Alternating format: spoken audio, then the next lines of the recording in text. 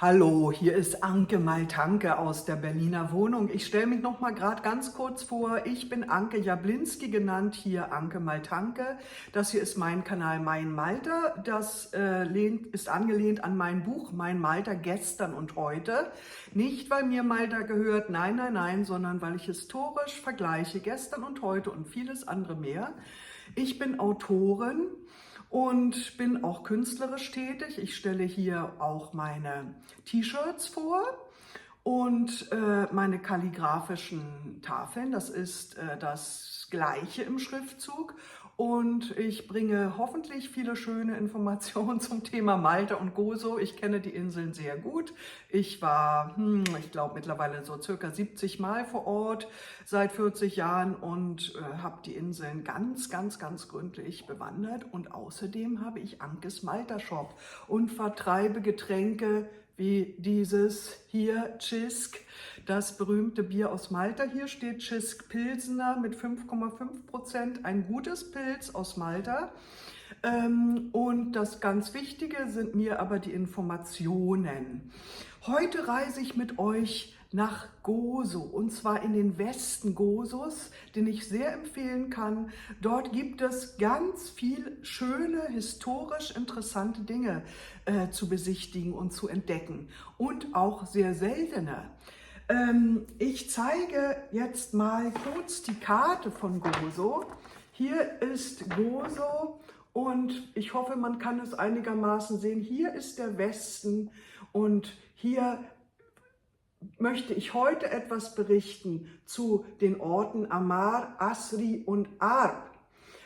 Die sind alle mit GH geschrieben. Dieses GH wird aber stumm gesprochen. Amar, Asri, Arb. Hier in der Mitte von diesen drei Dörfern liegt die berühmte Basilika Tapinu. Und hier ist der sehr bekannte Ta'amar-Hügel. Dazu komme ich gleich noch. Hier befindet sich eine sehr hübsche Kapelle, San Dimitri, sehr sehenswert, mitten auf dem Land in der Nähe der Küste. Und hier ist das Jordan Lighthouse, ein toller Leuchtturm auf einem Hügel.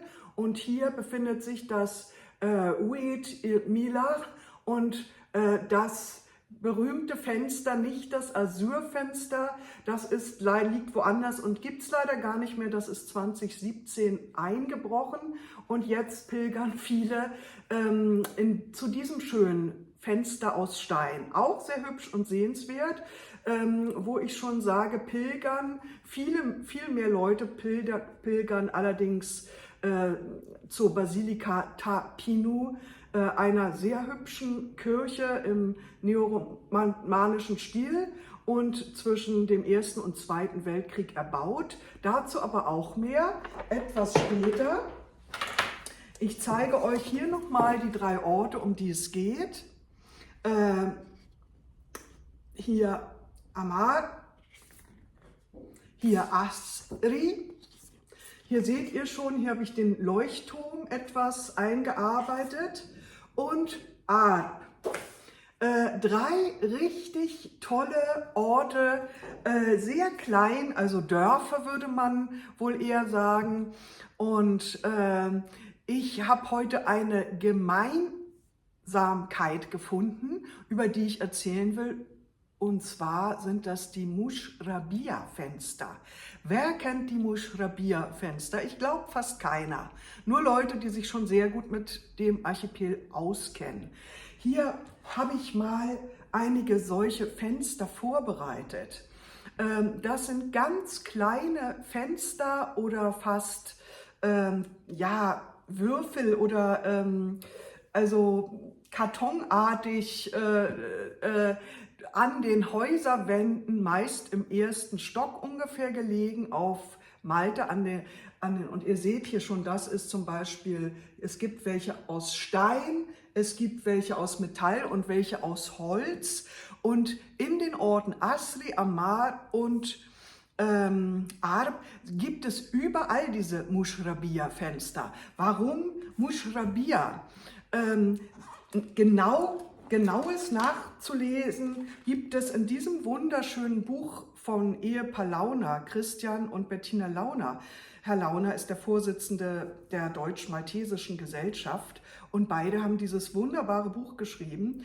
Hier ist auch ein Kapitel über die Muschrabiyah-Fenster für alle, die sich für Details interessieren und nicht nur immer für diese ganzen Sachen, die in jedem Reiseführer zu finden sind.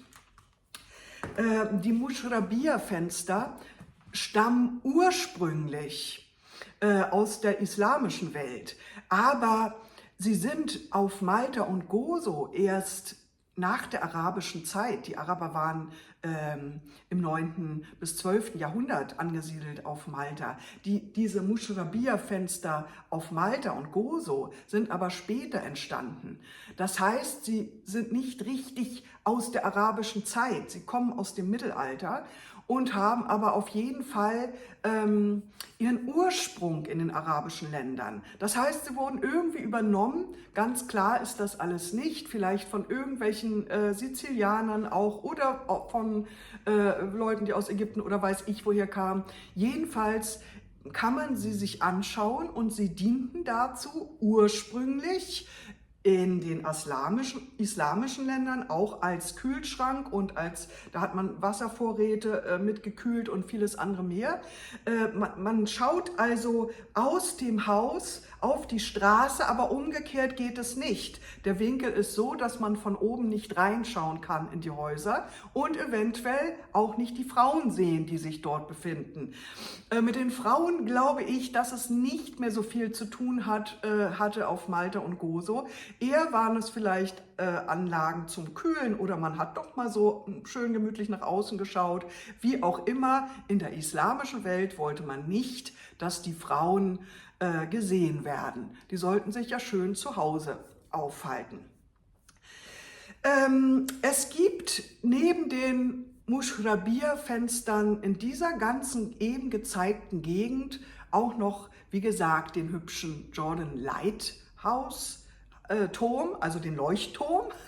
Von dort aus hat man eine hübsche Aussicht und auch einen Kalvarienberg. Der beginnt bei der Kirche Tapinou, einer wunderschönen Basilika.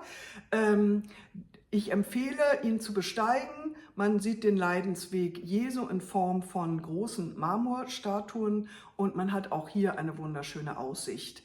Des Weiteren gibt es das eben schon genannte Felsentor und alles immer von diesen 3 Orten zu erreichen. Ich würde dort immer wandern.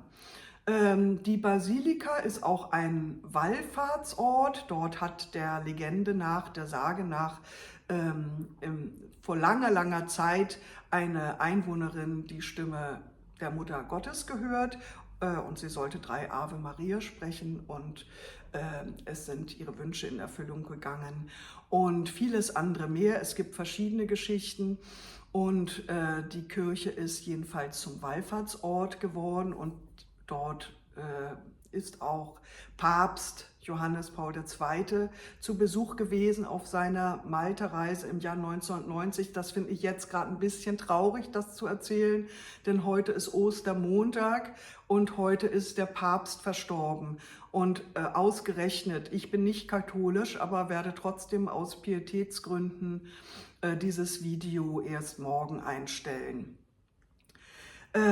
Also, zusammengefasst sind diese 3 Orte sehr hübsch zu besichtigen. Es gibt sehr viel Schönes und die Muschrabiyah-Fenster gibt es übrigens auch in anderen Orten auf Gozo und Malta, in vielen. Die Plätze findet ihr ganz genau nochmal in diesem Buch, Abseits Malta.